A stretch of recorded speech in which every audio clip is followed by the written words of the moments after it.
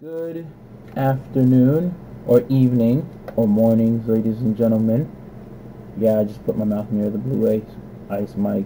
But, let's not worry about all that. Let's worry about what this video is going to be. And this is another unpopular review of another Drake appreciation post.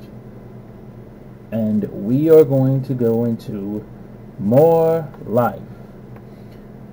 Now this is going to be an interesting topic, and what I've decided to do is I'm going to review the album, and then I want to talk about the issues surrounding it. But I feel like half of it I'm going to talk about in this video, and half of it I'm going to talk about another unpopular album review. But without further ado, let's talk about More Life. Now, you've heard my videos. You all know who Drake is, Toronto rapper.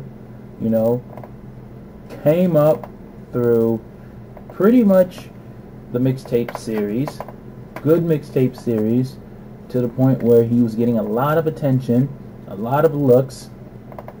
He gets signed to Young Money, comes out with his first album, does what it does. Some people were kind of mixed on it. I liked it personally.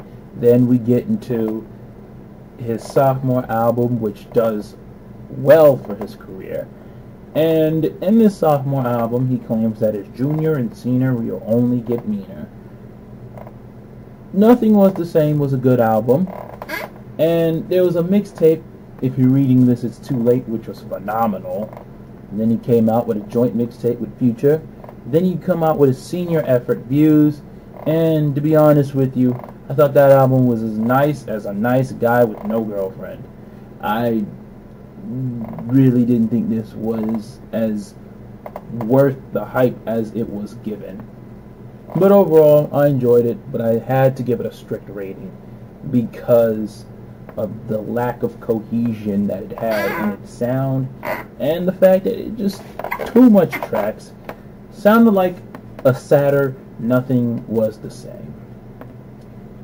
Now, with this project, More Life, this is known as a playlist in Drake's eyes. It's technically known as a commercial mixtape, but if Drake's calling it a playlist, it's a playlist because it was sold as a digital playlist. Well, not necessarily sold, it was just an exclusive playlist for Apple. That's what it was. And I'll talk about the playlist situation later. But let's get right into the album and how I felt. Because this album was hyped up because Drake, after Views, felt like more music was going to come out. And we have this playlist here. And coming straight out of it, I mean, I can give you my thoughts right now. This was a lot better than Views. I felt like this was more cohesive and more stronger than Views. I felt like More Life had more of a stronger sound, a put together sound. I felt like More Life went for what Views was trying to go for but failed. More Life this time has actually done well. I felt like the tracks like the Free Smoke, where you get more energies in it, the energy, high energy track with the eerie intro. It just starts out as casual singing and then just bam, fast paced, and Drake's just getting into the beat and getting into the lyrics. Then you have No Long Talk, which is more of a hype track, something you could play in a club in England with a gigs feature. And you know, it slows down with joints like Passion Fruit, Georgia Interlude, Get It Together, My Beat a Rhythm, Blem. You know, tracks like those, 4422, a little more slower and chill. And then the playlist picks right back up with, I can't pronounce that track, it starts with a G. But Drake is once again getting into his mode. Then you have a track like Portland and Sacrifice, where you have the features. Quavo, Travis Scott, 2 Chainz, and Young Thug, who I want to acknowledge as a feature. So Drake gets more lyrical into Sacrifices. nothing into something. But then it just gets back slower with Teenage Fever, a lot more of a sadder mood, and then picks right back up with KMT, with Giggs doing the feature again. Some people felt like that KMT track was a bite off of X's Look At Me Now flow, or Look At Me flow I should say. Whatever my opinion is, I don't care. I mean, I fuck with X, but I fuck with Drake, so it is what it is. Lose You, Drake's more spitting. He's just more lyrical. He's not really hype, but he's just lyrical on it. But Can't Have Everything, one of my favorite tracks, Drake just goes in. He goes in hard. Glow, which is nice too with Kanye. I definitely enjoyed that track. Then you have that track with Party Next Door, Since Way Back, which is my least favorite track. And obviously the #1 single, Fake Love, which I enjoyed. You know, I enjoyed the hook. I liked the way Drake kind of sang on there. Ice Melts was cool. I liked the beat and the sample. The Blinded by the Light sample, Drake turned it to a Caribbean beat. And then you have Do Not Disturb, which is a dope outro to the album. Production-wise, the production was good. Like I said, you get a variety. You get moody, sad, hype, lyrical. You get a nice big variety in one. But the way that the track was structured makes the playlist a lot more listenable than Views was. I felt like Views was just all over the place. But this one was easy.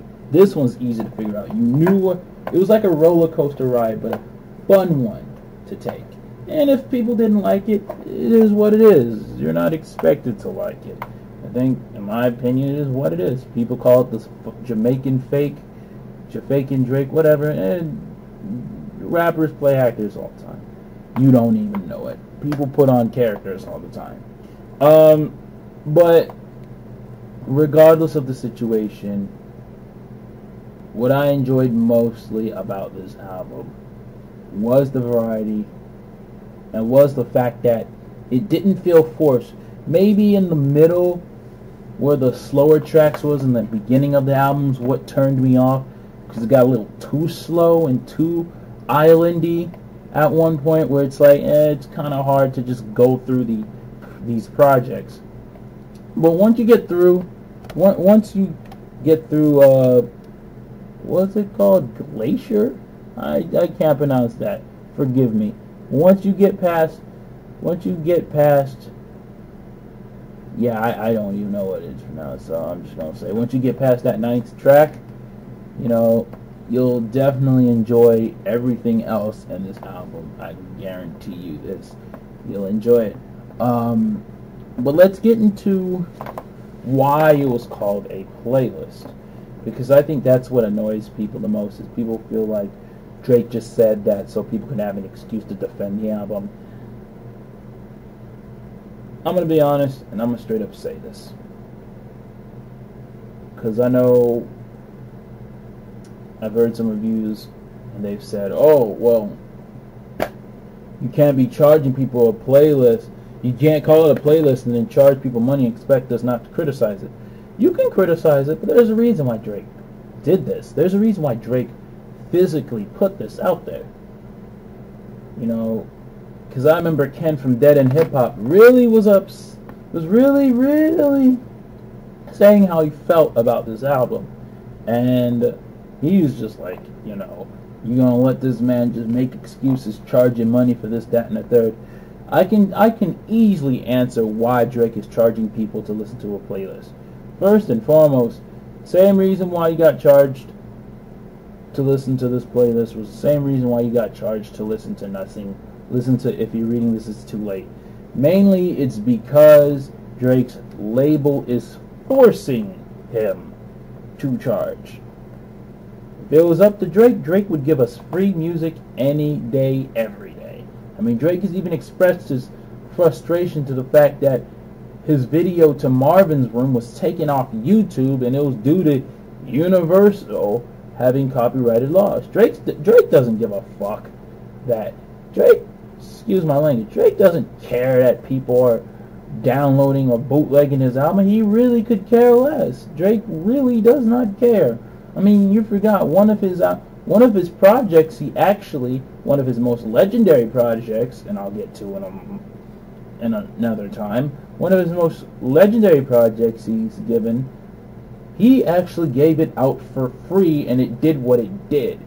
Drake felt like when he released it, he knew that he wanted everyone to have it. The problem is the label's so money hungry that he has to pay. He has to pay.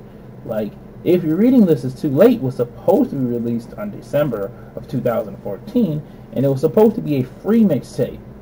DJ Drama was given the green light to release it as a free mixtape, but then we find out that Universal intercepted it at the last minute and forced Drake to release it as a commercial mixtape. And that's what put Drake in the ringer. More Life is no different. Drake wants to release it for free, but there's a reason why these things get pushed back, and this is one of them. Like, they're literally forcing this dude, like, no, you gotta produce this. You gotta put in your end of the bargain. So in other words, the reason why Drake is charging us a lot of money for these things, because it's in his contract. It is literally in his contract. And for people to believe that Drake promoted this playlist so y'all can just buy it, all Drake said was he's releasing a playlist. That's all. And plus, it's Drake. He's a big name. People want to know when his project is coming out. He doesn't have to go on Saturday Night Live to promote a project like More Life. He doesn't have to do Breakfast Club or Hot 97 interviews like he ever was going to do them to promote this project. All Drake had to do was go on a Zane Lowe interview and just say what he had to say. But other than that, this project really was not as promoted as you think. Because if it was, it would be released as physical copies. And More Life was never a physical project that was sold.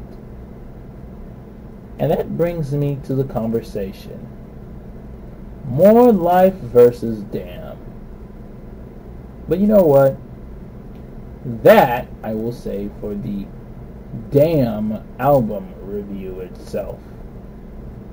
For now, we'll just end this part of the argument of Drake's project and its relevancy.